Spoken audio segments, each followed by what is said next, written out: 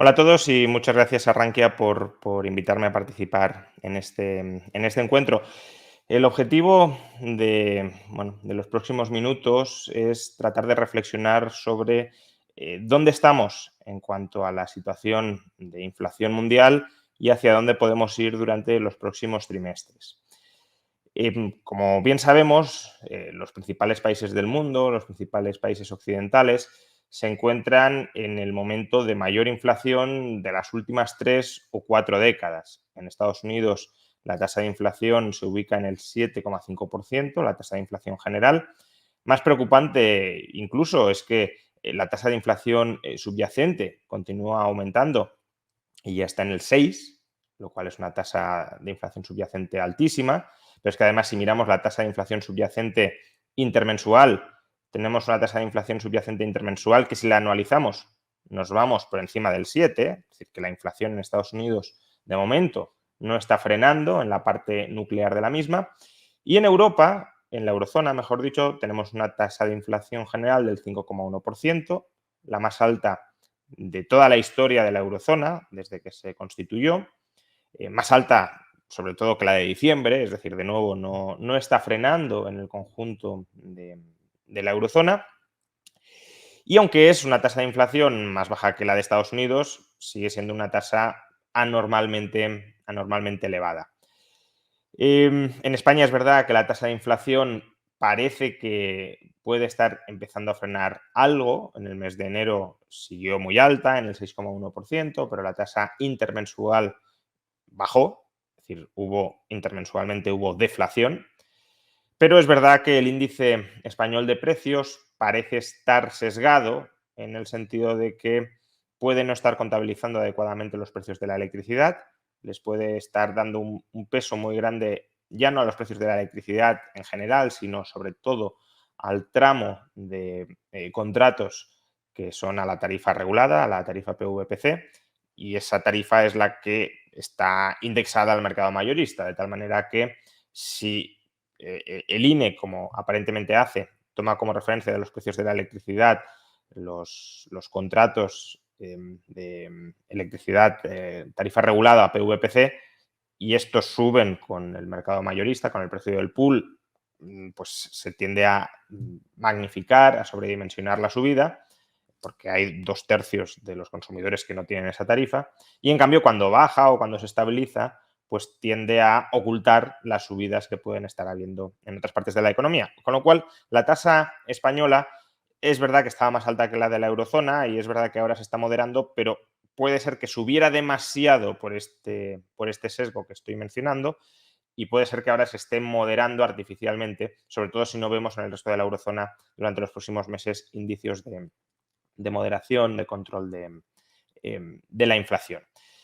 En todo caso, tanto a un lado como al otro del Atlántico, lo cierto es que tenemos tasas, como decía, normalmente altas y tasas que además van siendo o se van extendiendo cada vez a más ámbitos. En Estados Unidos, cerca del 90% de todos los bienes incluidos en el IPC están incrementándose, están encareciéndose a tasas superiores al 2%, que sería el objetivo de inflación promedio de la Reserva Federal. Y en la eurozona depende del país, pero estamos en torno a 2/3. 2/3, casi 70% de los bienes cuyo precio sigue el IPC se están encareciendo por encima del 2%. En España también estamos en esos porcentajes, lo cual pone de relieve que al menos de momento, la inflación es un fenómeno mucho más extendido, mucho menos concentrado en unos pocos puntos, como se nos había venido diciendo hasta el momento que iba a suceder. A este respecto, para enjuiciar dónde estamos y a dónde vamos, existen dos grandes visiones de cuáles son las causas de la inflación actual que estamos padeciendo, esta inflación histórica anormalmente alta. La primera explicación, que es la que hasta cierto punto se volvió predominante durante los primeros meses de la inflación, es que estamos ante un fenómeno propio de cuellos de botella. Es decir, que durante los meses más duros de la pandemia, en el año 2020, gran parte de la economía mundial, como estaba paralizada, no pudo invertir lo suficiente en mantener o incrementar su capacidad productiva en determinados ámbitos críticos de la estructura de producción. Y claro, si no se invirtió lo suficiente, si no se mantuvo, si no se amplió lo suficiente la capacidad de producción, cuando se superó la pandemia, cuando la economía se abrió, cuando eh, regresó el gasto, esos sectores no pudieron atender de manera elástica, de manera con suficiente holgura, ese incremento del gasto, ese incremento de la demanda que se estaba experimentando. Pues oferta restringida y demanda ampliada, precios crecientes. Si esta explicación fuera correcta, o si fuera, mejor dicho, la única correcta, porque sí hay algo de verdad en ella, pero si esta explicación fuera la única correcta, si esta fuera la única causa de la inflación,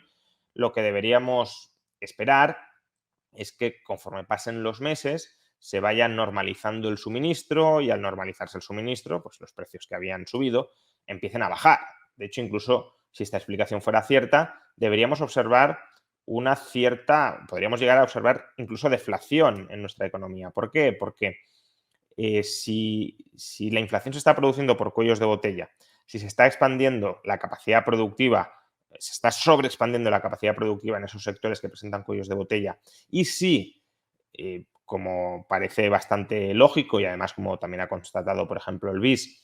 los empresarios que necesitan de estos factores productivos que escasean, están acumulando, están demandando precaucionariamente, por si acaso, un exceso de estos factores productivos que presentan cuellos de botella para tenerlos en el almacén, para tenerlos a disposición propia, si no son capaces de comprarlos en un determinado momento en los mercados porque no están suficientemente abastecidos, pues claro, si se está construyendo una sobrecapacidad, por un lado, y por el otro hay una acumulación preventiva, precaucionaria de inventarios de estas mercancías que escasean, pues una vez se normalice el suministro, podemos tener incluso demasiada capacidad en el lado de la oferta y liquidación de inventarios, pues no sé, por ejemplo, de chips, provocando un hundimiento del precio de esos factores productivos que están escaseando. Por tanto, ya digo, si esta es la explicación correcta, la inflación no debería durar mucho y debería cambiar violentamente a, por supuesto, desinflación, pero incluso durante algunos meses a deflación por los dos factores, tanto de la oferta como de la demanda, que he mencionado. Quienes suscribían la tesis de que la inflación estaba únicamente provocada por cuellos de botella se adscribían a la tesis de lo que algunos han llamado el equipo de la inflación transitoria, precisamente por lo que he dicho. Justamente porque bueno, son cuellos de botella transitorios, la inflación no tendría por qué durar mucho y, por tanto se solucionaría más o menos bueno, sola, trasladando obviamente factores productivos desde determinados sectores correctamente abastecidos a aquellos otros que están insuficientemente abastecidos, pero dejando operar los mercados se solucionaría sola. No haría falta nada más que no interrumpir, no interferir en el funcionamiento de los mercados, por ejemplo, estableciendo precios máximos, sería un error según esta visión, porque claro, necesitas que la inversión aumente en aquellos sectores cuyo suministro escasea y para que aumente la inversión en esos sectores hace falta que haya beneficios y por tanto precios altos para atraer capital y factores productivos más en general. Pero luego hay otra visión de la inflación que podríamos llamar equipo no transitorio, que ve un cierto riesgo al menos de que la inflación adquiera tintes más duraderos, más permanentes, y que atribuyen la inflación, bueno, a una pluralidad de causas, pero en general al tono excesivo de políticas monetarias y de políticas fiscales expansivas que se aplicaron durante el año 2020 y durante el año 2021 con tal de reanimar la situación de la economía. Esta visión, que yo creo que tiene gran parte de razón, porque si miramos, por ejemplo, la evolución del PIB nominal en Estados Unidos, el PIB nominal de Estados Unidos ahora mismo supera su evolución tendencial previa a la pandemia, es decir, que si Estados Unidos hubiese seguido creciendo al mismo ritmo que crecía antes de la pandemia y no hubiese habido pandemia, hoy el PIB nominal sería más bajo que el que tenemos ahora mismo. Y el PIB nominal, de alguna manera, es un proxy del gasto interno. No exactamente, pero es un proxy hasta cierto punto bastante cercano del gasto interno. Es decir, que está habiendo un exceso de gasto interno por encima de los niveles previos a la pandemia.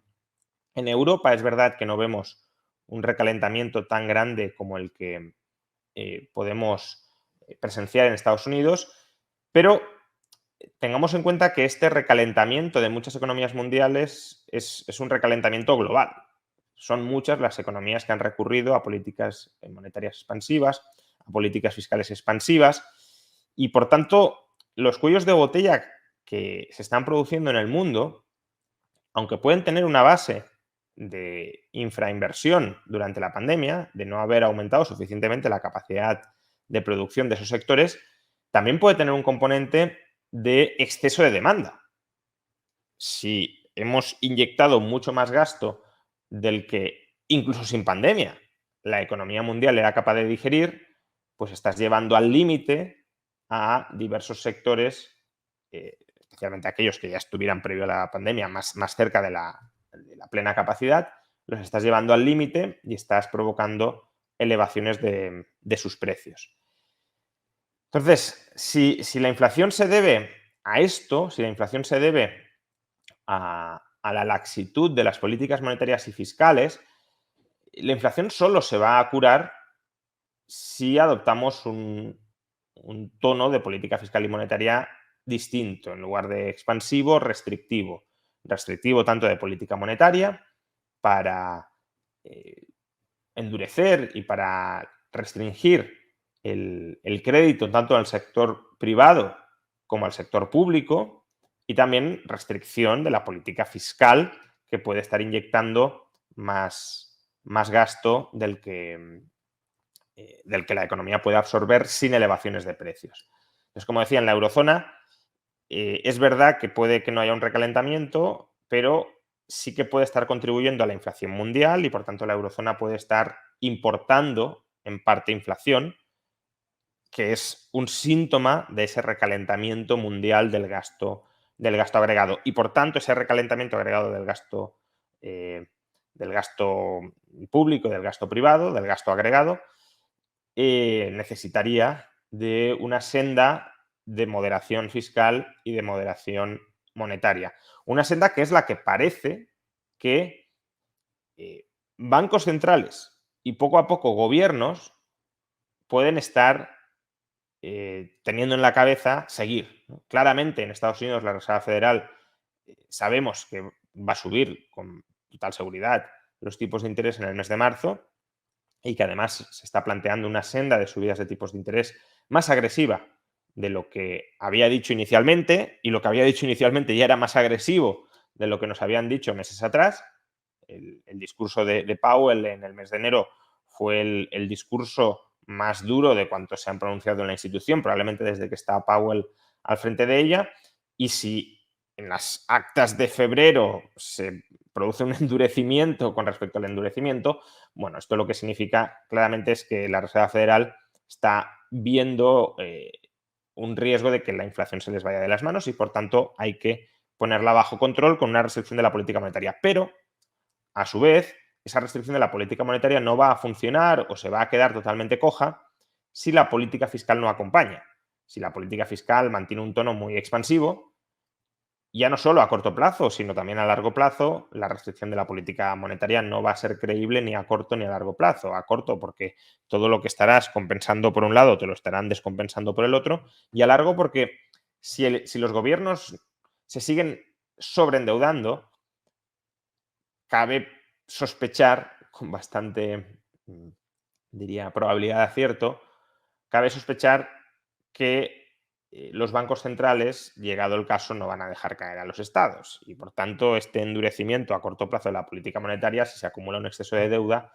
pues se tendrá que ver de alguna manera revertido en el futuro para evitar dificultades financieras en los gobiernos nacionales. Por eso es importante que los gobiernos nacionales vayan de la mano de los bancos centrales en ese restablecimiento de la credibilidad monetaria. El Banco Central endurece la política monetaria, el gobierno le concede credibilidad a ese endurecimiento de la política monetaria porque también va a reducir su déficit público. Como digo, parece que ya está empezando a cambiar el discurso sobre la necesidad de una aceleración en la reducción de los déficits públicos. El Fondo Monetario Internacional, por ejemplo, le ha recomendado a España que empiece ya a consolidar el agujero presupuestario. Y si eso es así es porque cada vez más nuestros gobernantes, la nomenclatura que nos gobierna desde distintas instancias nacionales e internacionales, van viendo que la inflación tiene menos relación con de lo que se pensaba o de lo que nos decían que pensaban, tiene menos relación con los cuellos de botella y puede tener mucha más relación con la política monetaria expansiva y con la política fiscal expansiva. Desde luego, cuanto más tiempo pase y la inflación se mantenga alta, más argumentos habrá del lado de que la inflación se debe a la política monetaria y a la política fiscal. Primero porque en parte se nos decía que la inflación en 2021 subía por un efecto base, porque en el año 2020 tuvimos deflación y claro, si comparamos un año de deflación con otro año de recuperación intensa, pues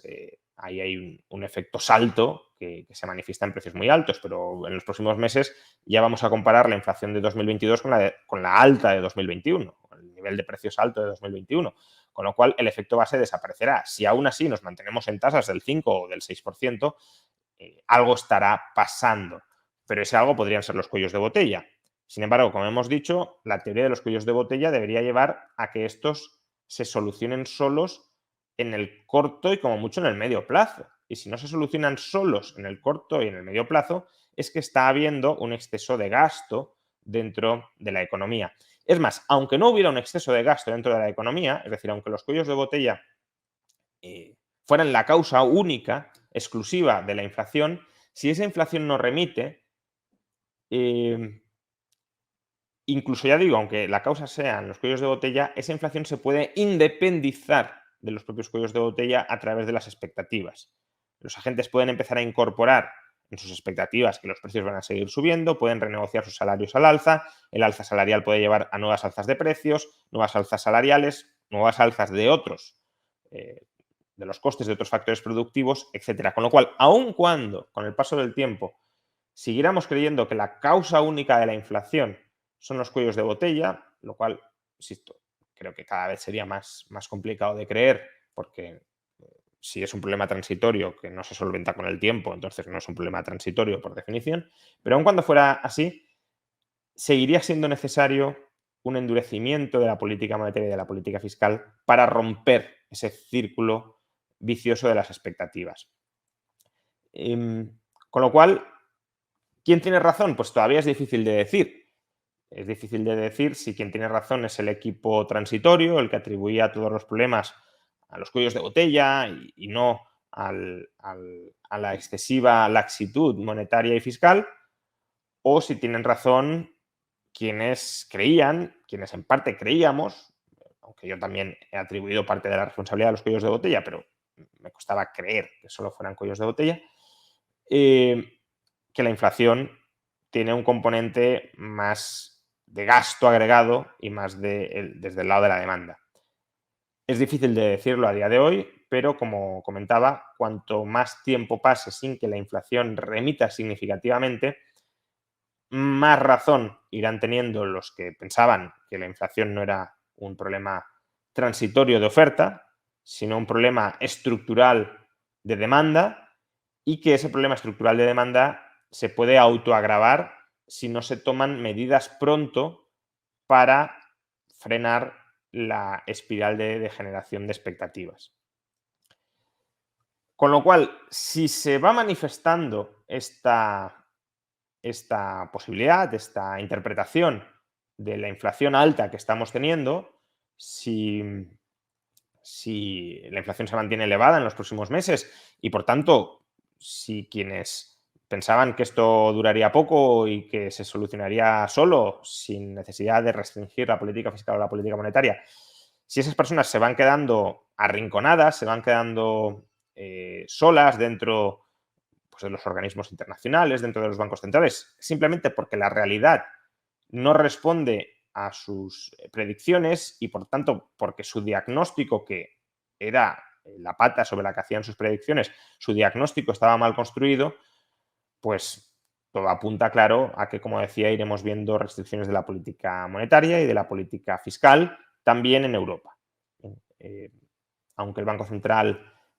pues, estuvo todo el año pasado diciendo que no iba a subir tipos de interés en 2022, ya ha empezado a cambiar el tono, los mercados de hecho ya han reaccionado, los tipos de interés de la deuda pública periférica han aumentado sustancialmente, también sus primas de riesgo, evidentemente, porque el tipo alemán no ha subido correspondientemente, el Euribor también ha subido, ya hay una expectativa, por tanto, de que el Banco Central Europeo puede subir tipos de interés a corto plazo o a corto o medio plazo, pero si persiste la inflación alta, va a subir mucho más rápido los tipos de interés de lo que a día de hoy se está esperando. Y lo tendrá que hacer tanto por una necesidad estatutaria, porque el Banco Central Europeo está obligado a subir tipos de interés si la inflación se descontrola, cuanto por lo que decía, porque si la inflación se mantiene alta durante mucho tiempo, es evidente que está habiendo otros factores internos y externos en juego que están relacionados o han de estar más relacionados con el lado de la demanda y no tanto o no solo con el lado de la oferta. Y por tanto, el Banco Central Europeo, aunque no tenga una economía, aunque la eurozona no sea una economía que esté absolutamente descontrolada y sobrecalentada, si bien no olvidemos que durante este año llegarán los fondos europeos y eso añadirá todavía más recalentamiento a la economía europea y a la global, pero aunque no sea ese el caso, hay que tener en cuenta que si el resto de bancos centrales, Banco de Inglaterra ya lo ha hecho, Reserva Federal lo va a hacer en marzo, empiezan a subir los tipos de interés y el Banco Central Europeo no lo hace, el euro se depreciará. De hecho, el euro está aguantando en parte por la expectativa de que el Banco Central Europeo va a subir tipos de interés. Y si el euro se deprecia, importaremos inflación. Entonces, aunque no surja la inflación desde las entrañas del recalentamiento interno de la economía europea, sí que puede surgir de la importación de esa inflación, en parte como consecuencia de la depreciación del euro. Es más, si hay una depreciación del euro y una sustitución de importaciones, es decir, que importamos menos porque nos está siendo más caro y gastamos más dentro, pues eso también contribuye a recalentar la economía interna. Por tanto, por una vía, ya sea porque importamos más caro, dado que se ha depreciado el euro, o ya sea porque dejamos de importar porque se ha encarecido el euro y gastamos más dentro, ambas vías añadirían presiones inflacionistas en la eurozona. Y como he mencionado, si el Banco Central Europeo empieza a subir tipos de interés, los gobiernos nacionales tendrán que empezar a acelerar la reducción del déficit, ya no porque los tipos de interés de sus deudas empiecen a aumentar, sino porque no tendría ningún sentido, ninguna coherencia que el Banco Central Europeo esté endureciendo su política monetaria y al mismo tiempo los gobiernos no estuvieran reaccionando para darle coherencia a esa mayor restricción de la política monetaria. En definitiva, no sabemos y probablemente no sepamos nunca con absoluto detalle cuáles han sido las causas profundas de la inflación que estamos viviendo, pero cuanto más tiempo pasa, más argumentos de peso, más razones van ganando quienes pensaban que la inflación tenía componentes más estructurales o que venía más provocada desde el lado del gasto, desde el lado de la demanda, como consecuencia de las políticas monetarias y fiscales, que desde el lado de la oferta. Y si eso es así, y parece que más burócratas cada vez se van convenciendo de que eso es al menos en parte así, pues lo que veremos en los próximos meses y quizá en los próximos años es una situación de restricción monetaria y fiscal más acusada de la que estábamos acostumbrados, por supuesto en 2020 y en 2021, pero probablemente también, sobre todo si no se actúa rápido y no se estabilizan las expectativas, en 2019 y en 2018. Y todo esto es algo que, desde luego, hay que incorporar en el radar de evolución macroeconómica posible de nuestras economías durante próximos meses y próximos años. Muchas gracias.